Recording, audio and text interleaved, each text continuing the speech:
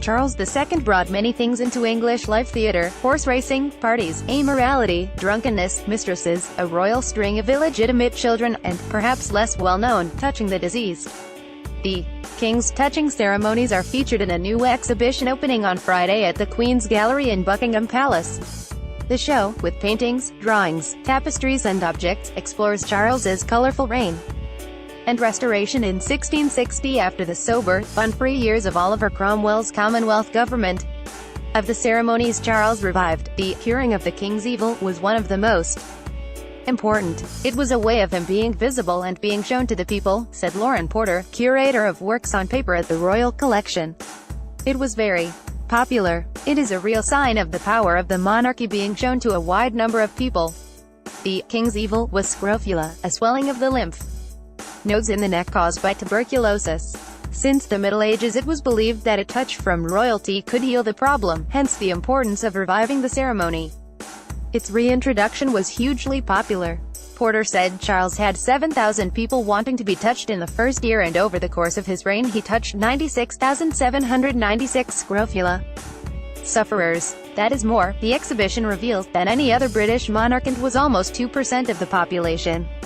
The healings usually took place on Fridays and were held at Banqueting House in Whitehall or the state apartments of the palace where he was residing.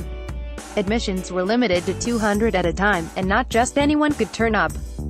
On display is one of the admission tokens, given only if a royal surgeon confirmed the scrofula, and a certificate could be provided proving they had not been touched previously. The king would use both hands to touch a sufferer under the chin while a chaplain read aloud from the Bible. There were many contemporary accounts of its success, but the glandular inflammation was likely to go down naturally. 17th-century masterpieces from the exhibition Charles II Art Power.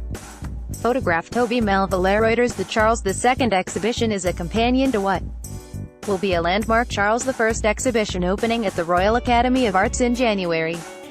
The latter is collaborating with the Royal Collection to tell the story of how Charles I's art collection, one of the most stupendous ever created, was, after his execution in 1649, sold off and scattered across Europe. It will reunite spectacular works by artists such as Titian, Van Dyck, Rubens, Holbein and Mantegna, some of which are coming to Britain for the first time in nearly 400 years. Before that comes an exhibition showing the exuberance of Charles II's court.